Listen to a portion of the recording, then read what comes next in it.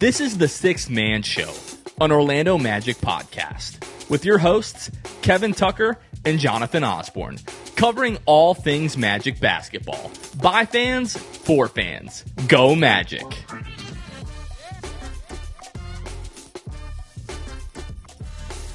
What's going on, Orlando Magic fans? You guys are back with the Sixth Man Show. Today is June 19th, 2025. Happy Juneteenth. Jonathan Osborne here, as always, joined by my co-host, Kevin Tucker. Kevin, it's now been 3.5 days since the Desmond Bane trade. How are we feeling? Still great. Like really great, actually. Yeah. Yeah. Since we last recorded, we got a lot of videos and sound bites, from actual Orlando Magic, the training center. Jeff Weltman spoke to the media. Desmond Bane showed up at the training center. Coach Mosley spoke with the media and all those things. And all of them were just so giddy. Like we saw Jeff Weltman. You had an all-time tweet, Jonathan, I got to say, on our account.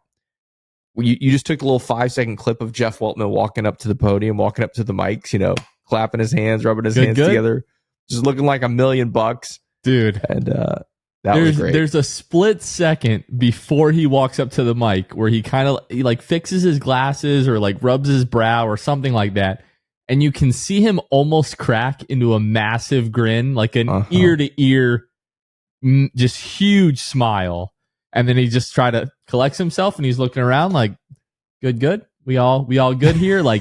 This man knows the pressure that he was under. He knows the smack that fans were talking, yours truly included. And this dude, bottom of the ninth, bases loaded, 2 strikes, just knocked it out of the park and walked up with some swagger and confidence that we've never quite seen from Jeff Weltman. And I've got to be honest, he wears it well. I got to say, that's what I was going to say. We've been to Media Day 4 years, I think, in a row now. At least 3, maybe 4. I don't remember. And so we're used to that exact same spot, that exact same corner of the room, Jeff Weltman walking in. I've never, ever seen him walk in like that. It was very funny. And maybe it is a little bit of confidence, but I think it is a lot of relief. But I think it also is excitement. I think he's legitimately excited for what they were able to pull off this weekend and what it means for the future. So the Jeff Weltman stuff, Desmond Bane's arrival, that was a bit of a surprise. We weren't sure when that was going to happen, but as many Magic fans know, if you've been hanging out on social media, he was already on vacation up in Destin. So just made the quick little trip down to Orlando for the little intro and that whole. Well, they posted a couple video clips, but that first clip of him walking in and talking about the training center, and then what I called the dap heard round the world, where he got to meet up with Coach Mosley. The dap heard back in Memphis, as KD would say. That was interesting. But that was really cool, and him loving the jerseys and just all of it. The problem is none of this is helping with settling my excitement right now, and I really needed to come down 10 notches. Number one, because I don't want to get too put the cart before the horse or anything, but also because we still have 3 months to go till we can actually see this team. But that was really cool. And obviously we can talk maybe a little more about his press conference in a second. The only thing I just wanted to add was I feel a little bit guilty about something. I don't think Desmond Bane meant these things, but I think people in Memphis are taking some of the comments he said as shots. And I feel a little bit guilty because I have no problem with Memphis. I have no problem with the Memphis Grizzlies, and I don't want to start a rift between Orlando Magic and Memphis Grizzly fans and all that kind of stuff, or Desmond Bane and the Memphis Grizzlies. I don't think he meant anything by those comments of saying, this ain't like what we got in Memphis, as far as the training center. Or maybe the more offensive one was him holding up the jersey and saying these are the sickest jersey I've ever played in, or whatever, the toughest jerseys, I think he said. And then calling the Memphis training facility the dungeon and things like that. I felt a little bad about that, but hey, whatever. It's all good. I think it's kind of twofold. One, whenever a team decides to trade you, right, you're for picks, none of these picks that you're collecting are probably going to measure up to what he is as a player. But also, it is, I think it's more excitement for where he is now than dissing kind of where he came from, you know? Yeah. But all of that is super exciting, and I want to continue the conversation around the excitement. But first of all, just want to shout out, we've had over 100 new subscribers to the YouTube channel since our last episode. I'm sure we've got some new podcast subscriptions as well. So if this is, I guess, not your introduction to us, but if you're new to the show, first of all, welcome. Obviously, Jonathan Osborne here and Kevin Tucker sitting to my left, your right, if you're watching this on YouTube, I believe is the way that it usually goes. But yeah, we're an Orlando Magic podcast, and we keep this going throughout the entire offseason, all throughout the regular season. We have the post-game live after every single Magic game, and our entire mission is really to just raise up this fan base. And I think there's some new folks jumping on the Orlando Magic bandwagon as well. And just want to say thank you to everybody for the love. Like the Desmond Bane reaction video and podcast are already pretty much like our most downloaded podcast episode of all time. The YouTube video is the most viewed podcast episode that we have on YouTube of all time already. And it's been up for 2 days. We've been uploading, videos for the most part of the last 3 to 4 years. So to have those benchmarks literally within the span of like 72 hours is really, really crazy. So just wanted to say thank you to everyone for that. And a quick special shout out and thank you to our patrons, because without them, everything that we do here literally is not possible. So we try to give them special shout outs whenever we can. And something that we're going to be doing more moving forward is like Patreon specific or Patreon exclusive giveaways. And Kevin, I have the first one right here in my hands. So for our patrons, we are going to be giving away this Jonathan Isaac autographed jersey. It says Judah with the number 1 inscription on it. And this is last year's classic edition jersey. Brand new, still's got the Nike tag on it. So we will be giving this away. It's also got a James Spence authentication sticker on that as well. So if you want to look it up, make sure that it's legit. We are going to be giving that away to anyone already existing in our Patreon at the All-Star tier and above. If you're already a patron of ours, already joined the Patreon, All-Star tier and above, you're going to get 2 entries automatically. And then any new patrons over the course of the next week, you're also, if you join at the All-Star tier or above, you're also going to get an entry to that as well. So if you want to get in on that, head over to patreon.com/the6man show to be able to join and get a chance to win. It is literally a beautiful Jonathan Isaac jersey. Reason I'm giving it away is because I already have one. You all can't really tell, but it's behind me right above my head here. It's the 1819 Classic Edition, the blue with the white pinstripes. So I'm holding on to that one for myself selfishly, but we will be giving that one away. So if you're not already a patron, head on over to patreon.com/the6man show. Join at the All-Star tier level or above. Yeah, and I'll also add, you mentioned, lots of new people joining us, which again, very glad you're with us. And like Jonathan said, we do this literally 12 months out of the year, not just during the season, not just when, there's a big trade happen. Like we're here every Monday and Thursday with, the episodes right here. Also want to welcome, I think we have I don't know about a lot, but we have several Memphis Grizzlies fans that are tuning in now. And I think that's, going back to Desmond Bane, a testament to him.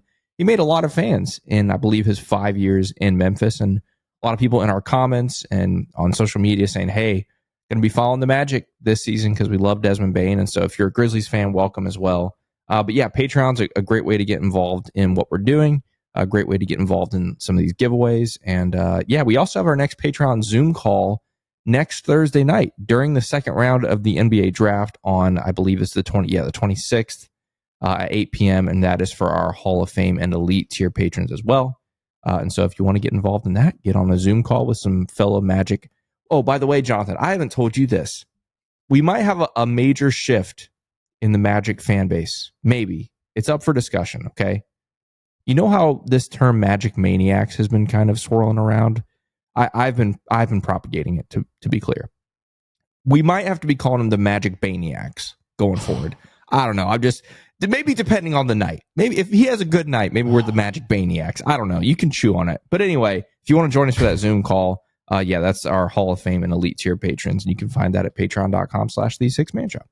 And it is draft season, so we're going to continue the draft conversation with this episode. So, someone that has basically become like a draft season regular for us here on the show, Keandre Ashley from Hoop Intellect is going to join us a little bit later in the episode to talk more about the draft. But we're going to continue the Desmond Bane conversation and all of the excitement that's been going. Kevin, going back to the Jeff Weltman presser, the biggest thing for me was him saying that if we could design a player in the lab, like that is a perfect fit for our team, it would look like Desmond Bane. And that has been echoed. I mean, we've watched all the YouTube videos, listened to all of the podcasts other than like ESPN stuff and First Take. Trash. One of our patrons in our Discord was like, oh, look, like ESPN or like First Take like really likes to trade. And I said, this was Monday, and I said, I'm trying to value the opinion today that I valued yesterday. So if I didn't care about your opinion yesterday when you weren't talking about the Magic or you were trashing the Magic or whatever, I don't particularly value your opinion now that you like what we've done, unless you're Gilbert Arenas, because he's crapping all over the trade. And if Gilbert doesn't like it, it tells me that it was the right move because he's a moron. But like our friends over at Numbers on the Board, Pick a Side, Zach Lowe, the Bill Simmons podcast, all NBA, like any video that you watch, everybody is saying the exact same thing about this move, that it is the perfect fit for the Magic. And is it technically an overpay? Yes. But when a guy's not available and you're trying to get off of other guys that may not have a ton of value, sometimes you do have to overpay. But if an overpay results in this team taking the step to the Eastern Conference Finals or the NBA Finals or winning the NBA Finals, I don't think there is an overpay that is too much for that. Yeah. So with that kind of being the goal and, a real potential possibility for this team, I don't think that you can really put or assess a value to that, especially for a team that has never won one. Right. I think, again, part of it's my personality as an Orlando Magic fan to have low expectations. And so that's why part of this is just rattling my brain, because like you said, everywhere we've turned, of the people whose opinions I value, I have not heard anyone poop on this trade for the Magic. Anyone, right? And that's the part that's just crazy. You just mentioned like some of the smarter basketball heads in the national NBA landscape, and everyone is saying it's a great deal, and everyone is saying it puts the Magic in a great position. And again, not just for this season, but for future seasons, right? I think that's the other thing that a lot of people really latch on to. This isn't like a 1-year rental, and it's like, oh, just because Jason Tatum's injured, the Magic are going to try and win a championship next year. It's like, no, they're trying to win a championship, multiple championships over the next half decade. And so, I think that's just still like hurting my brain to hear so many people talk positively about the Orlando Magic, because I'm just not used to it. It just doesn't happen. But then, going back to like the press conferences and stuff, it was interesting to hear Jeff Weltman. He was asked a lot of things, obviously. He was asked about the cost, right? What it costs to get Desmond Bane. And I love, his response. And he basically, like you said, when he talked about Desmond Bane, he said he checks all the boxes. But I also love the fact that what he talked about at the exit interviews, where he said, we're probably going to have to sacrifice defense for offense. And then he somehow, some way, finds a way to get offense without really sacrificing defense, right? Is Desmond Bane maybe a slightly, I don't want to say worse defender, but is maybe KCP slightly better? Maybe. I don't know. I thought there were stretches of this season where I didn't think KCP played to his full defensive potential. But Desmond Bane is a very good defender. And so I think that's also part of where Jeff's swagger is. Because I think part of it is he can't believe that it happened. I really think that's part of it. He can't believe that they acquired Desmond Bane, that it only cost him what it cost them. And so, I thought that was pretty fun to watch Jeff Weltman kind of, have a little bit of swagger in his step on Monday. And then Desmond was actually kind of asked about the cost as well. And, I think the question was like, you were traded, essentially for 4 first-round picks. Like, what does that say to you? And he just bluntly said, it's time to win.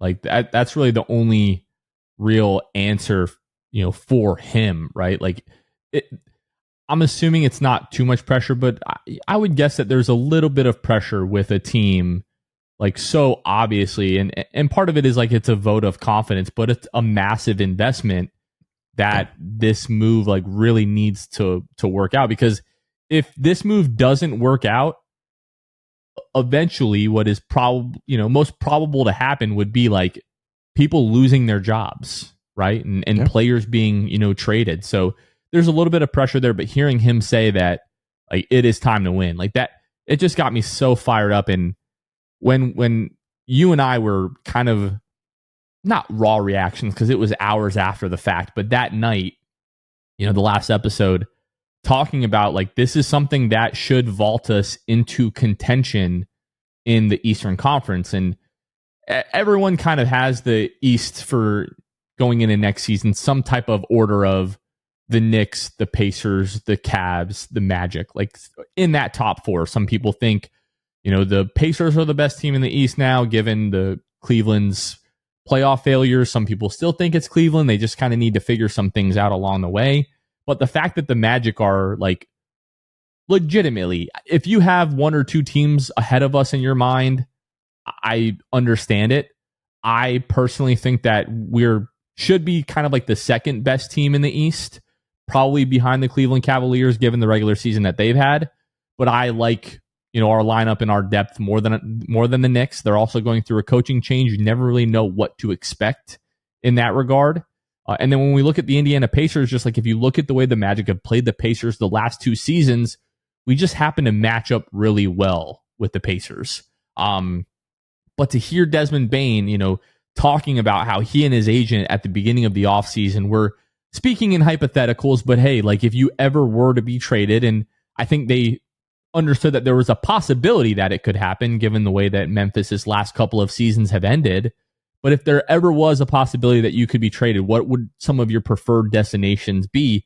And for him to like kind of raise his hand to God, like during the presser and be like, I swear I told him that Orlando would be towards the top of the list. Maybe not the top of the list, and that's fine, but towards the top of the list is massive. That, hey, we may not be becoming like a sexy free agency destination per se, but the fact that players around the league, and this is what we've been talking about as recently as like the plans to build the Advent Health Training Center, like players and teams around the league are recognizing what the Magic are building, kind of what they're investing into the organization and what they're building in terms of culture and the product on the floor, especially.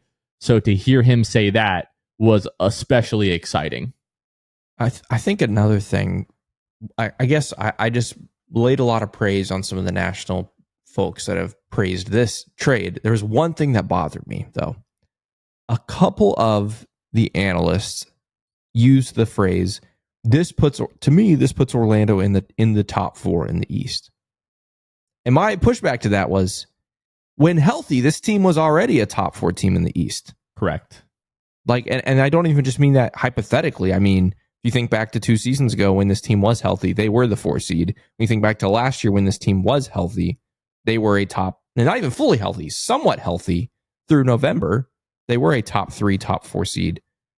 And so I think it might be slightly disrespectful to say, yeah, I think this puts them in the top 4. I think it certainly like solidifies top 4 and puts you in this discussion for 3 or 2. I think, like, you could argue about the Knicks, you could argue about the Pacers, the Cavs, who knows, all those things. But I think saying, oh yeah, it probably puts them in the top 4 is a little disrespectful to me, maybe. Because it does totally change the dynamic offensively. All this with the big asterisk, Jonathan, because there are still moves that have to be made. Like this offseason is not done. We touched on it a little bit on the last episode. This offseason is not done for the Orlando Magic. What does that look like? We don't know. Actually, since we've recorded, though, the Magic did announce that they were declining the team options of Gary Harris and Corey Joseph. So that is partially the moves that we're talking about. There are still other deals that have to be figured out as far as the team options. Caleb Houston, Mo Wagner, I believe off the top of my head, the deadline for that is June 29th. And so sometime in the next 10 days, we'll get the news about that. And the other reminder is, just because a team option is declined doesn't mean the player is not coming back to the team. Okay, we've seen that before with different guys where the option is declined and they restructure the deal in a different way to be able to afford the player to come back. So just as it stands, though, they're a top 4 team in the East to me. I kind of want to go back one more time just to the press conferences. To quickly piggyback off of the team options being declined. So my understanding is that they had to do that now, or at least they had to do it before July 1st. Right. Because July 1st hits, then like the next like financial year starts for the league. And I guess the Desmond Bane trade would not have been possible after that. So with this trade happening during the finals, which is rare, a lot of that seems to have dealt with the fact that for financial purposes, it had to be done now. Right. So that's why all the team options are June 29th before July 1st. That's why it's there. So yeah, we'll have some answers with that. But so we're still waiting to see if some of those guys come back. I think there's a decent chance that Corey Joseph might be back. I would be shocked if Gary Harris is back. And then there's still team options, I believe, on Caleb Houston and Mo Wagner, which there's been reports, I don't know how credible they are, that the Magic are expected to decline the team option for Mo Wagner. We'll wait to see that. And just while we're on the topic of the salary cap, I know there's been a lot of talk about, Franz Wagner 25% of the cap or like 30% of the cap coming off of like the designated rookie max extension stuff. So I actually learned something this week that there's a caveat in the designated rookie like max extension that if the player makes an All-NBA team, their percentage of the cap goes from 25 to 30, which obviously is a lot more money. But they have to make All-NBA before the start of their 5th year. So the fact that Franz Wagner has not made All-NBA, he is for sure locked in at 25%. And now Paolo essentially is going to have like the next 2 seasons this coming year, and the following year to make All-NBA. And if he does, then his share of the cap will go up to 30%. We're expecting that. I would be absolutely shocked if Paolo does not make an All-NBA team, if healthy, this coming year, or the following year. So just a couple little notes there. And salary cap is tricky stuff, man. We try to do our best to lay a lot of that stuff out, but always learning, always trying to be better on that end. Yeah, we're not no mathematicians over here. No math wizards. That's for sure. Definitely not. Yeah. But yeah, other things from the press conferences. I mean, Jamal Mosley had his own little presser there, which was cool, and it was definitely cool to get to hear him talk about what he thought Desmond Bane could bring to the team on both ends. I think that's super important. And did you take anything away from things you heard from Mosley or from Desmond Bane himself, or anything else from those press conferences? I'm trying to think. No, not particularly. I love Desmond Bane already. Hearing him talk about, wanting to fly out to Seattle to hang out with Paolo, and not necessarily to even train or like to hoop together, but just to kind of hang out and get to know the person, and talking about, getting the entire team together at some point, during this offseason to get to know everyone. Like, it just, from the character to the player, it doesn't seem like this could have been any better of a fit, And one other thing I wanted to mention is, because there's kind of been this like retro conning done of like the Kentavious Caldwell-Pope signing from a year ago. At first, again, everybody loved the move for the Magic. It didn't end up working out. This time around, even more so. Like, there were maybe some mixed reactions to the Kentavious Caldwell-Pope signing last year. Like, there was a lot of confusion at first, and then, actually, this kind of does make sense for the Magic. There's none of that with this Desmond Bane deal. Now, if it doesn't work out, heads are going to roll regardless. That's just the way that these things play out. However, can't turn around, knock on wood, God forbid, this move doesn't go the way that we all think it can. I don't want people going back like, man, that was such a dumb deal. I can't believe we did that at the time. Right. Every single smart person that talks about basketball on the internet thinks this is a fantastic move for the Magic. Yeah. So. And just another thing about Desmond Bane, I loved hearing him talk about Coach Mosley, saying, he's always admired him, and being on opposite sidelines is one thing, but having him in your corner is another thing. Talked about him being a player's coach. And another bit of information, a little bit of news that has dropped since you and I have even been talking right now, Jonathan. Desmond Bane is going to be on today's, as you're listening to this, Thursday's episode of The Young Man and the Three. They got Desmond Bane on the show. Now, they haven't mentioned whether it was recorded before or after the trade, but they posted a picture of him in the Magic jersey, and I'm guessing they might have grabbed him this week. And so that's going to be must-see TV or must-listen-to content. Yeah, Desmond Bane on today's episode of The Young Man and the Three. We'll have to check that out. It's nice to have clout like that, you know? I mean, Desmond, if you're listening, if you're looking for, you know, some Orlando Magic media and you got some downtime, you're looking on YouTube and you came across, you know, us, love to have you on the show at any time. You know, thanks to some of our followers on Twitter who have been tagging him, telling him to come on the show, all that kind of stuff. Open invitation. So anytime we would love to have Desmond on the show and just, you know, just introduce him to Magic fans and help fans get to know him a little bit better. And just hearing, you know, some of his, you know, backstory, you know, growing up, you know, I think he said he was raised by his great grandparents and he actually thought of wearing number 9 because I think that was like the day of the month that his grandmother passed or something like that. Just everything that we've heard, you know, from Daniel Greer, you know, who covers the Grizzlies, who we talked to, you know, on the last episode, to, you know, I even talked to some team employees that said, what would that have been? Was that Tuesday? Yeah. Desmond got there at like 7:00 in the morning to the facility, was shaking, you know, every employee's hand, very generous with his time, you know, talking to everybody, just could not be a nicer guy. And I've heard that from multiple sources. So you just love to hear that about a guy. So big Desmond Bane fans over here. Absolutely. This episode of The Six Man Show is brought to you by Jam Hot Chicken. Jam Hot Chicken is proudly serving the city beautiful and bringing jams, culture, and hot chicken to the heart of Winter Park. They're a Nashville and LA-inspired hot chicken shack, locally owned and operated there in Winter Park at 400 West New England Avenue, Suite 13 in Hannibal Square. We're big fans of Jam Hot Chicken because they are big fans of the Orlando Magic fan community. Oh, and not to mention, we're also big fans of them because the food is really freaking good. So if you haven't been, go check them out. But maybe you want to check them out online first before you go. That's totally understandable. We all do it. You can find them on social media at Jam Hot Chicken or visit their website, jamhotchickenfl.com, where you can see the menu and all things Jam Hot. Don't forget, they're now available on Uber Eats. They're in the Winter Park area. So if you want Jam Hot Chicken but don't want to leave the comfort of home, you can find them on Uber Eats as well. Again, shout out to Jam Hot Chicken for sponsoring the show, and shout out to Jam Hot Chicken for being just freaking awesome. So if you go visit them, let them know the Six Man Show sent you. This episode is also brought to you by Pierre A, Magic Wired, Bruv Sal, Michael Salapong, and Jonathan Fisher.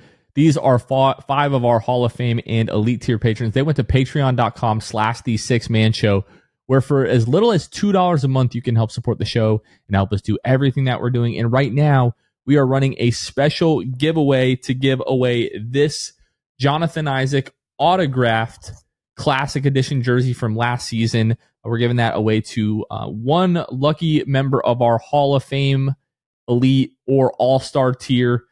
So if you want to join in on that, if you're an existing patron, you're already going to get 2 entries into that, and new patrons at those levels will get 1 entry as well. And yeah, maybe we'll announce that live on our draft reaction show next week, Kev. So again, you want to help support the show, head on over to patreon.com/the Six Man Show. And now let's get back to the episode. All right, without further ado, let's go ahead and get into our conversation with our friend Keandre Ashley from Hoop Intellect. And now, Magic fans, we are joined by a very special guest, a regular this time of year, especially around the draft, our friend Keandre Ashley from the Hoop Intellect YouTube channel. Keandre, over 55,000 subs on YouTube now, millions of views on YouTube. Always appreciate your insight and your expertise, especially when it comes to the draft here. But how are you doing? Has this been like a crazier draft season for you than normal? Just kind of all the prospects at the top. How is this time of year for you? Yeah, man, I'm doing good. I like this time of year. It's definitely super busy. I'm working nonstop, but you know, that's part of it. That's the fun part. But yeah, I mean, in terms of just the class as a whole, I think, you know, this has been a fun one to cover, especially in contrast to last year, just with some of the bigger names at the top. And yeah, I think just in general, I'm enjoying it. Before we get into the deep dive of basketball, because we're going to pick your brain on everything, we're going to talk about Desmond Bane, we're going to talk about the draft, all those things. But before we get into that, we know you appreciate the art of basketball too, and look good, play good. I don't know if you've had a chance to see the new look for the Orlando Magic, the new jerseys, the new logo, all the things that came out a couple weeks ago. What do you think about the new look for the Orlando Magic? I like it. I like it a lot. I think it was time to sort of update some things in terms of the branding. I feel like there's a few teams around the league that just have so much potential. The Magic, I would have said, are one of those. They've kind of been, dabbling in it with some of the city jerseys and those types of things over the years. But I really like the rebrand. I like the logo specifically.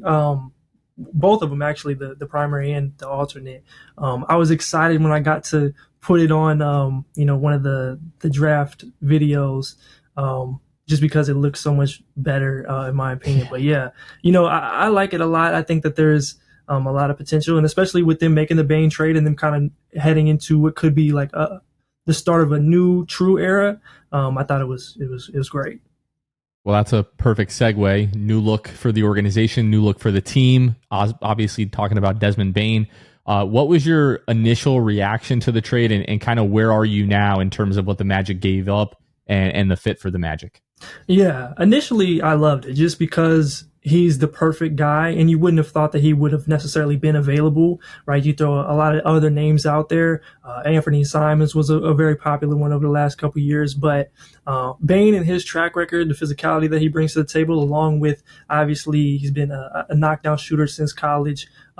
He's been somebody who has grown a ton as a secondary playmaker, somebody who can set up offense and run the offense for long periods of time. And I think he's exactly what guys like Paolo and Franz need. And obviously there's a little bit more tinkering to still do with the roster, I think. But he's the guy that you would ideally want to put next to them. So I think, just his ability to play on and off the ball is going to be great. And then just in terms of the reaction to the picks and everything and what they gave up, I thought it was, initially you think it's a pretty steep price, but once you look into the protections, hopefully this team, if it reaches its potential, those picks aren't going to be, at least the ones that the Magic own, aren't going to be super valuable. You also get off of KCP's contract in the process, which you probably would have had to give up a first based off of how he played last year. So putting all that stuff together, I don't think that it's crazy what they gave up, and I think it makes a lot of sense,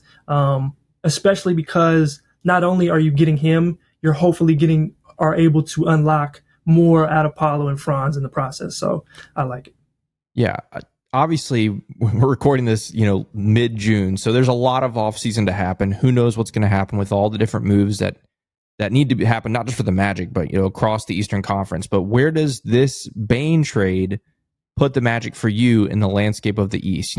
The phrase that keeps going around is the East is wide open, and it feels that way because the Pacers have made the finals this year. The Celtics are injured next year, plus who knows what they're going to do. Where does this trade move the Magic for you in terms of the landscape of the East? Yeah, I think that they're pretty much a lock in the top four, health willing. Even, there's natural things that happen throughout a year. I think, you kind of expect that. But as long as the core of the team is available and ready to go down the stretch, I just find it hard to believe that they're not going to be in that conversation with Indiana, with the New York Knicks, with maybe Philly if they're able to recover some things this year. But Cleveland should hopefully, get back into that conversation too. But I think that they're naturally going to be up there. Again, like you kind of alluded to, there are a few other things that you'd want to see just to, see how they would stack up with some other teams. But I just find it hard to believe that a team with Paolo, Franz, and Desmond Bane as their core three, and you also have Jalen Suggs, who's terrific as well, isn't going to be in that conversation. I was talking a little bit more about the draft coming up in less than a week, or I guess a week from now as we're recording this. The Magic giving up the first round pick of this year, which we know is the 16th pick. What is your evaluation of how valuable that pick is, and who are maybe some of the prospects that you expect to go in that range? Like, is this a massive first round pick that the Magic gave up, or is it something that, Jeff Weltman and company aren't really going to lose sleep over? Yeah, I think that, it's a pretty good pick. It's fairly valuable. I don't think that it's something like you lose sleep over, having somebody that ends up in that spot, or, who Memphis drafts or who might go in that general range. I think it's fine. I think somebody's going to get a contributor. There's going to be a few contributors there, but it's not something that you're like, oh man, you wish you had that. So, and I think that's going to be the case for a lot of those other picks in that group too, especially if they end up in the, 24, 25, even further on range. Yeah, exactly. So in this deal, like we mentioned, we ship off number 16, but number 25 is still around. And so that's where the Magic, as of right now at least, are going to be picking at next Wednesday's draft. And so it shifts a little bit of the focus for us Magic fans. We were looking at 2 picks. Now we're down to 1, and it's a later first round pick. But I mean, obviously, as we know, some of these things actually hit. I mean, Desmond Bane was a late first round pick. I think he was 30, right? I'm pretty sure that year. And so who knows what's available at 25. But as you look through this draft, and you touched on it a little bit, before we talk about specific players at 25, what's your evaluation of the depth of this draft? Obviously, everyone talks about Cooper Flagg at the top, Ace Bailey, those kinds of guys. But as far as the draft as a whole, maybe specifically the first round, the top 30 picks, is it a strong draft, a deep draft, or how would you evaluate it compared to past seasons? Yeah, so it's kind of weird getting into this NIL era, or at least as it's presently constructed, to evaluate the whole class with some of the classes of old, right? We had a lot of guys go back to school because of that NIL money, and they're going to be able to, develop over there for another year or maybe, 2 in some cases. So it's a little bit difficult to gauge from that perspective. I do think, at least in the first round, there is still a healthy amount of players that have the potential to contribute, especially around pick 25. As we get going further into the second round, that's when I think it starts to, there starts to be a huge drop off in a lot of ways, in a way that, like, some of the years prior, you might still have somebody like an Aaron Wiggins, or somebody in those 40s to 50s who you feel decent about, at least just giving a 2-way, or having in your program. But it starts to get a little bit weird there, and especially with the Magic having those second round picks, I'd be interested to see what they end up doing in that respect. But class as a whole, I like it. I think there's a good amount of contributors, and I feel, at least in comparison to last year, definitely better about it, just overall from top to bottom. This time a week ago, heading into the draft and heading into the offseason, there's obviously a strong understanding that the Magic needed to add shooting. They needed to add playmaking as well. They've addressed a lot of that with the addition of Desmond Bane, but in your estimation, the Magic approaching this draft, what should they be looking to add to this team at this point? Yeah, I think, there's a lot of directions that you could go in. I've been thinking about this quite a bit just with the Magic. In general, shooting would be at a premium still. I think that's one of the biggest areas that they can address. Now, it may not have to come from the draft or whoever they pick. I think you can still find that in other places and be fine and still develop somebody, along the way. But I think, there could be quite a bit of value in the backup point guard position. I think that would be towards the top of my list. Somebody like Walter Clayton Jr. would be one of the targets, I think, in that spot. I also would say second to that, somebody in the front court, backup big, somebody who can come in and do a number of things. There could be quite a few options there too. Obviously, the Magic have some decisions to make with Mo Wagner and Goga, and what you're going to do with Wendell in the future. But I think that there could be some value there to at least get a guy that you can depend on, and bring something else to the table. So those would be my first two areas that I would look to address. Yeah, I think one of the key aspects of the draft these days is because of how the finances are structured in the league right now. These cheaper contracts, especially in the back end of the first round, can be super valuable. And so there's always 2 paths, right? There's pick your best player available. You can roll the dice on somebody that you think has a lot of upside, or you can pick for fit. And one of the things you mentioned, backup kind of point guard role. I know a lot of Magic fans out there are also Florida Gator fans. And so hearing Walter Clayton Jr.'s name be mentioned there, I know some of them are excited about that. I'm also interested in, like you mentioned, a potentially backup or more likely third string big body that the Magic could maybe draft at this spot. Are there some specific names that you might look at there in that 25 range that the Magic might be targeting for that role? Yeah, so I think there's two specifically that I are at the top of my list. The first would be Maxime Reynaud out of Stanford. What he brings to the table as a 7-footer who can space the floor, also put it on the floor, drive a closeout, score on the interior. He was lights out in the ACC this season, took some big strides on both ends of the floor, but seriously on the offensive end. I think that element in just being able to, again, address the shooting, but also have somebody in the front court who can be reliable and just be involved in actions in a lot of ways, even if it is for just short stints of time, I think could be really beneficial. Now, his stock has started to, rise a little bit more. I think he would have been locked to be available at that point if we talked several weeks ago. So we'll see what happens in that aspect. But if he's there, he would be towards the top of my list. And then another guy would be Creighton's Ryan Kalkbrenner. Another 7-footer, does a little bit different, but what he brings to the table in terms of rim protection and being able to finish plays and attract gravity as a roller is something that the Magic haven't fully had, with the current construction of this team. And I think putting that in this group could be, again, really beneficial in a different way. But yeah, he would definitely be towards the top of the list as well.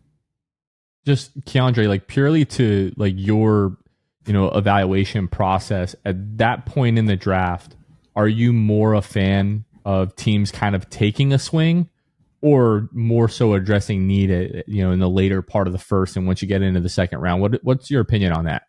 Yeah, I think a lot of times, because it's usually teams that are contenders,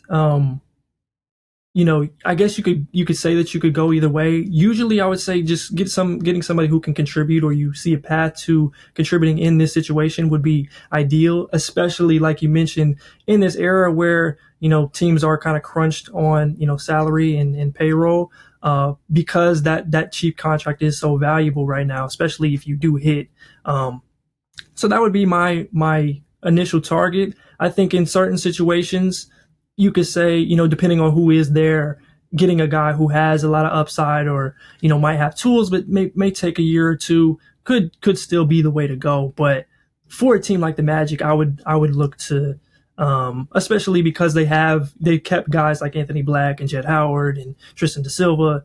I would look to go for somebody that you think can help this team in the short term. In the past, what's it been, 72 hours basically since this Desmond Bane trade, one of the things that maybe it's gone under the radar a little bit is the Magic have completely depleted their guard depth, right? Included in the deal was KCP and Cole Anthony. That's 2 guards. And then to make the deal happen, again, under the radar, they declined the team options of Gary Harris and Corey Joseph, 2 guys who likely weren't going to come back next season anyway. But regardless, they formally made the moves. And so 4 guards, boom, gone like that. Obviously, you add Desmond Bane, but you mentioned Walter Clayton Jr. at 25. Are there any other guards, whether they're more of the playmaker type or the shooter type, any other guards that interest you at all at 25 if the Magic go that way? Yeah, one I think I was really interested in at 16. I'm not 100% sure he could be there at 25, but he might, is Jace Richardson. Out of Michigan State, had a great freshman year, really caught on late. And I think that his ability to shoot the three, make plays in a variety of ways, connect the dots, also compete defensively. He is small, so that's why his range is kind of fluctuated. But I think that he could fit in pretty perfectly and seamlessly here, as and work next to an Anthony Black because of what he can do defensively, or Jalen Suggs, and just kind of mix in there with those guys. I think he would be definitely somebody they would be interested in if he was available at 25. Even if he started to slip to 22 or something, you give up a second round asset to move up. I think he'd be in that discussion. And then another one I would say,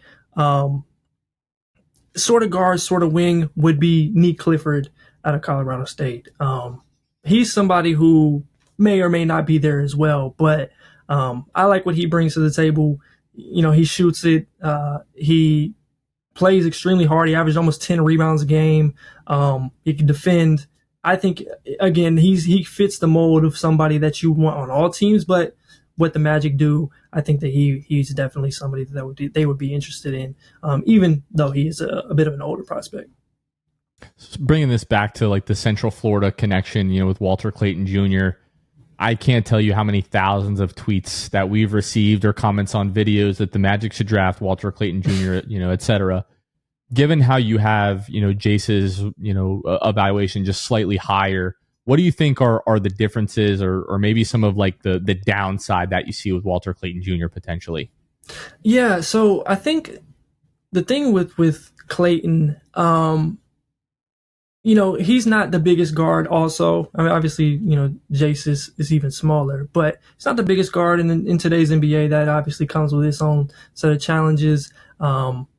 He's not the most adept playmaker and decision maker, right? He's gotten a lot better at that over the years, and I know Florida fans will attest to that.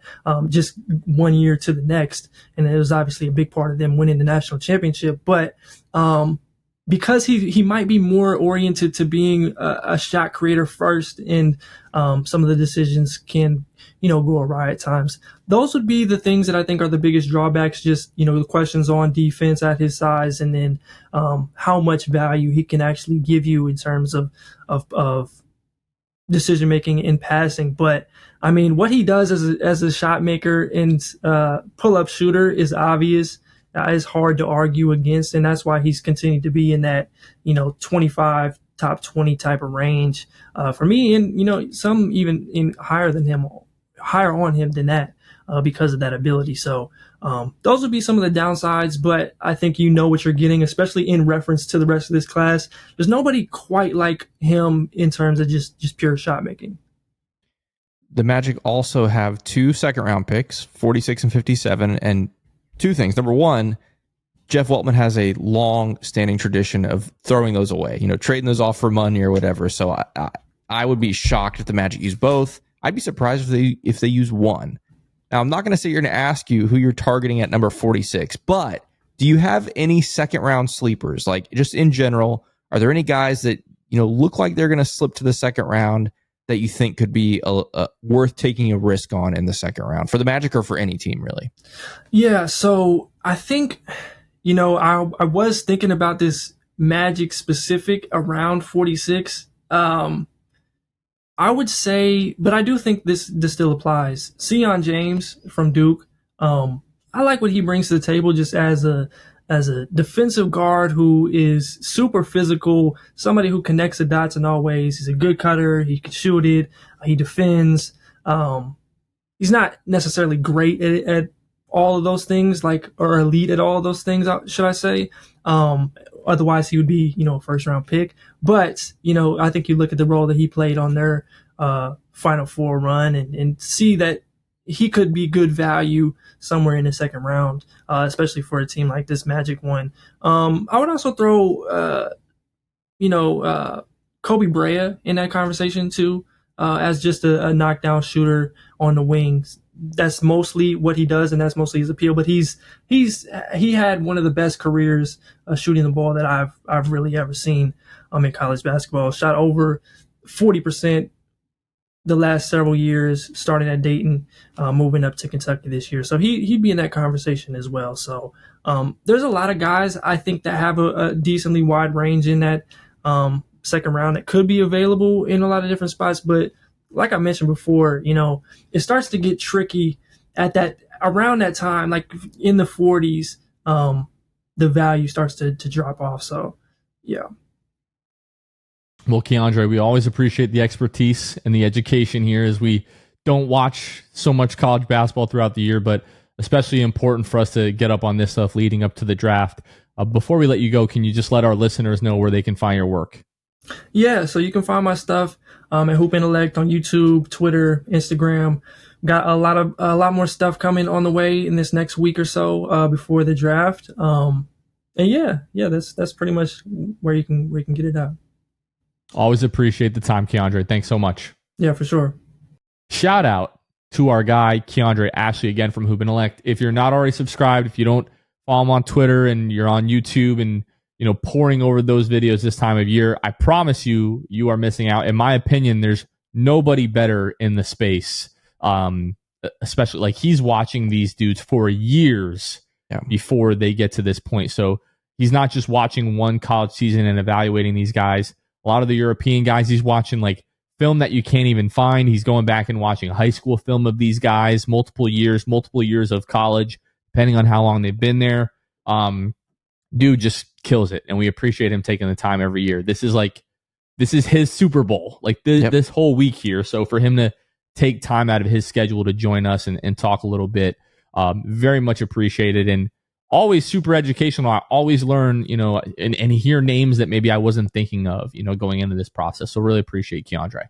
Yeah, he's one of the best out there, and most, I think, people that are diehard NBA fans aren't also true diehard like maniacs, like wackos when it comes to college or any other kind of amateur basketball, whether it's European or otherwise. Well, I guess European isn't amateur, it's professional over there. But so to have a guy like Keandre who just ingests all of it and then shares all of his feedback and knowledge and of all these different prospects, I think is always super valuable. So yeah, definitely go check him out. Maybe go investigate some of those second rounders. He got my interest there, some guys I hadn't heard of, and of course I'll spend a lot of time watching that footage, and then Jeff will just trade him away, but we'll see.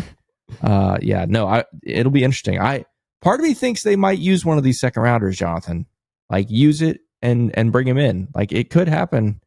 Especially when we talk about filling out the roster. One of the things we mentioned with Keandre was we traded away 4 guards, or traded away / declined options for 4 guards this week. And so guards got to come in somehow. It'll be interesting to see if it's 25 or elsewhere. But yeah, always good to have Keandre on. I was going through Keandre's YouTube channel, just kind of as like a recap before we jumped on here. And funny enough, 2 of the 10 most viewed videos on his YouTube channel are Jonathan Isaac 2019-2020 season highlights and Markelle Fultz 2019-2020 season highlights. So 2 of his top 10 videos are Magic related. So if that doesn't say enough about this guy, then I don't really know what will. And I think it's going to be really interesting, this draft, right? Like there's still a week from between now and then. I wouldn't be shocked at this point if we also trade 25, or hey, the DeVos family spending a lot of money, maybe they want some cash considerations back for those 2 second round picks. And I really, out of the 4 guys that are have been waived or rumored to be waived, I really wouldn't be surprised if like Corey Joseph, Mo Wagner, and Caleb Houston are all back on this roster. We know how much this organization and front office values continuity. A lot of shakeup here with the move for Desmond Bane, but I just wouldn't be shocked if they bring those guys back. One, Corey Joseph proved to have a lot of value this year. Caleb Houston, you know what you're getting with Caleb. There not a lot of question marks there. Believe it's $2 million this year. Yeah. Probably get it for pretty close to that number if he is declined. And then, Mo Wagner is just legitimately really good. I know he's coming off the ACL, but he doesn't really have a game that's, built on like athleticism and lateral quickness and explosiveness. It's just, kind of, he's a cunning, crafty kind of guy. So I wouldn't be surprised to bring all 3 of those guys back. If I had to go in order of likeliness, it would be Mo Wagner by far and away, and then Corey Joseph, and then probably Caleb Houston, and I'll be shocked if Gary Harris is back. Yeah, see, but if they decide, I was just say my order's different than you. Like for me, Mo for sure. I think Caleb is next in line, just because. Really? Yeah, just because of the money, and if anything, I feel like they don't decline the option because of how cheap it is. I don't know if you decline him, can he be had for cheaper? Maybe, I don't know. But the way I'm finished thinking maybe like they decline it and extend it for like the same rate. Like if he gets like a 6-year, good grief, 3-year, $6 million, like kind of, re-sign. That's kind of where I'm thinking. I see. I got you. Yeah. I just think the way he ended the year, it wasn't great, but statistically speaking, you can't argue with 40% from 3, right? And so, and plus, like you said, I think culture is everything. With Corey, I don't know. Obviously a good locker room guy. I feel like a guy that wants to be here. But do the Magic have bigger plans for the lead guard position. You know, while Corey Joseph ended up being serviceable as a third string point guard, there are better third string point guards out there in the league. And so it that remains to be seen. But yeah, I feel like I'd put Caleb a little bit over Corey. Okay. But it's pretty close. Yeah, I'm really not mad at that whatsoever.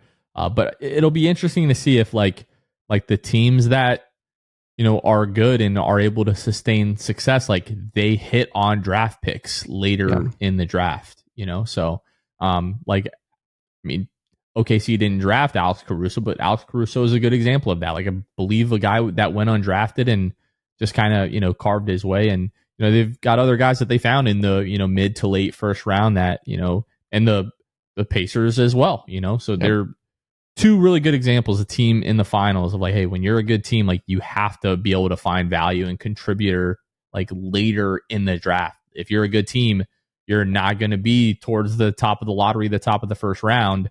But the teams that stay successful for a long time are teams that find like value guys around the league and value guys in the draft and getting close to the, you know, first and second apron here.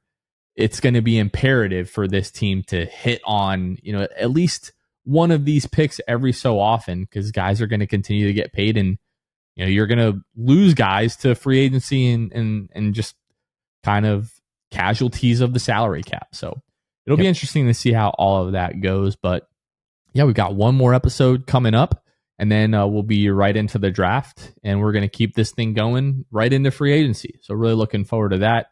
Kevin, really quickly. Game,